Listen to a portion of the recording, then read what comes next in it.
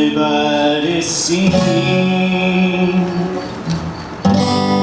my young friend Jeremy? Can you tell me where he's gone?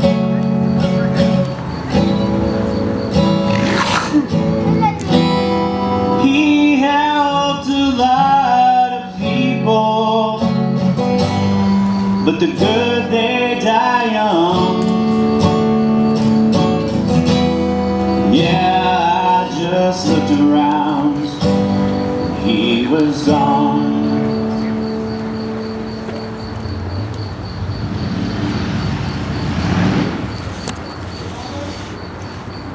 Life is tough when you're raised by the state, when your name is more akin to the typing of a bunch of numbers rather than vowels lovingly arranged by a warm voice, when he who should have been father abandons you before you even leave the womb of a mother who becomes so frail that she spends more time in a nursing home than she does with you, when you don't have that one person that you are special to, then finding compassion for others is not usually an emotion that pours from you.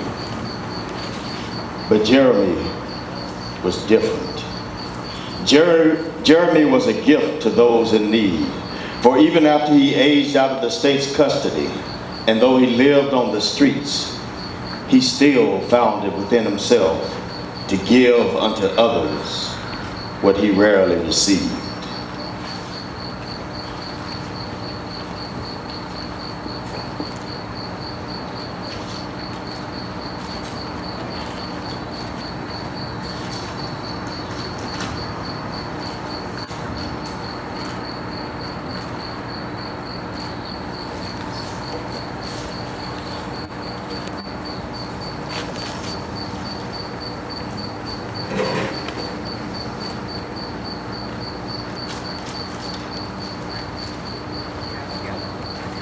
Time after time, wherever they were feeding the hungry and homeless, Jeremy was there.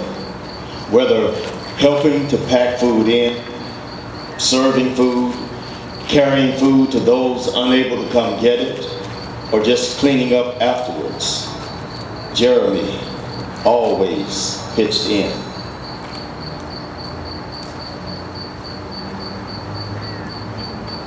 When over and over people confess that this young kid really had the right words that saved them from taking the last step of the hopeless, when tearfully they exclaim, "Jeremy saved the life that I was ready to end," you know he's special.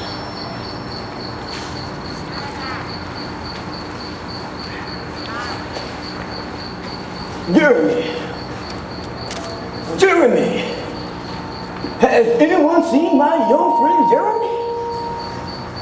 He's going to give me a helping hand with my rocket ship. We're going to be the first men to fly out of despair. Shh. Do not talk to society. Society is corrupted with the contagious propensity to lie under the guise of political correctness. You could lose your livelihood over an election if your personal preference or opinion offends the wrong voting bloc. Society won't stop until it gets theirs, even if it means taking yours to get there. How many times do they have to walk right by you like they don't even care for you to realize that they don't care? You better not let society know how you really feel. If they knew that you knew what they know, do you know what they would do to you? I do. They silence the wise with violence. Ain't life a booger? Oh, irony. I recognize you're clever with that play. On one hand, you're being a good friend if you tell someone they have a booger in their nose, and on the other hand, you're being judgmental if you dare to expose the slimy green booger dangling from their sullied soul. People would rather continue to exist in the icky bliss of ignorance than to be awakened to the reality that they are living a lie. They are so busy waiting for the biblical deception to come that they do not realize that they have already succumbed. That reminds me of what my grandma said to me today. Or was that yesterday? No, that was tomorrow. Actually, it was 1977, right before she passed away. She said, "Baby, now if you did not know that there was boo-boo in the biscuits, you wouldn't be totally accountable for eating boo-boo. But if someone tells you that there's boo-boo in the biscuits and you continue to gobble them up, then you're responsible for the crap that you're going through." Grandma said, "Boo-boo." Jeremy always laughs when I tell him what my grandma said. I'm going to tell him again. Jeremy, has anyone seen my young friend Jeremy?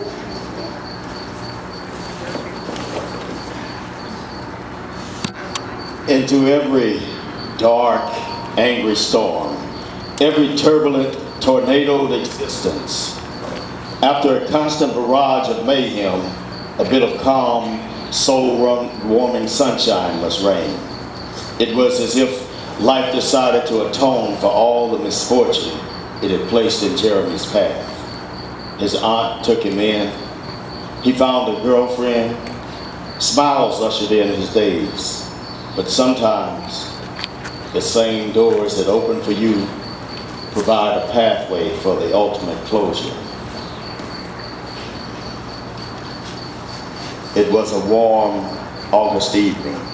Two young lovers just strolling down the street. I heard the tires screech to a stop.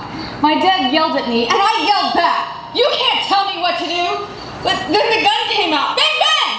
He shot at me. Adrenaline kicked in, and I ran. But Jeremy always thought he could fix everything. He thought he could reason with my dad. No, Jeremy! Bang, bang, bang! Jeremy!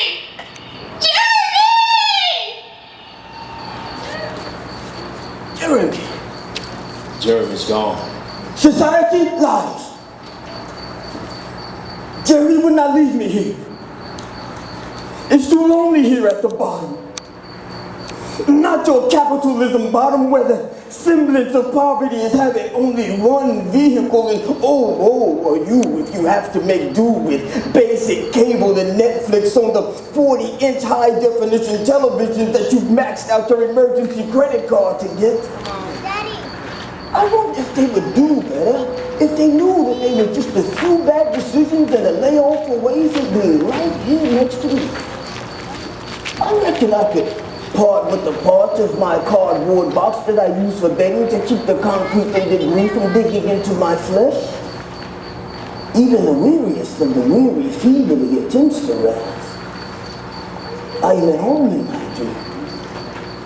I've been restricted to living vicariously through my fantasies of a loving home filled with family and laughter. Then alas, shattering glass and morning traffic exiles me back into this nightmare where no one seems to care that I am slowly disintegrating right before their eyes.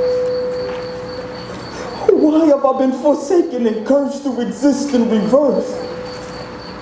If home is where the heart is, then society is just as homeless as the homeless people. They don't have the heart to help. No. Look at them drive-by stuffing their faces with privilege and taking for granted their reasons to rejoice. Jeremy was my voice.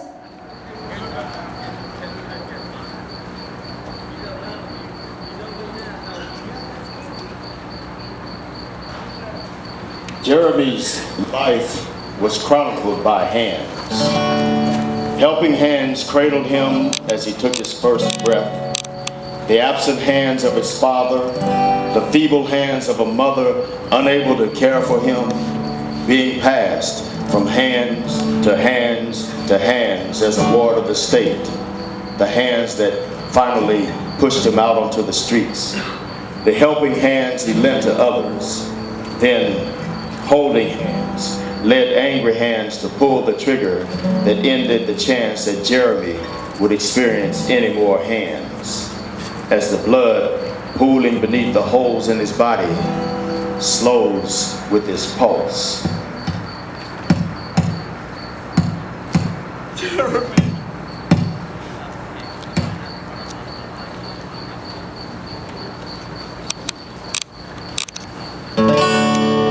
Has anybody seen my young friend Jeremy? Can you tell me where he's gone?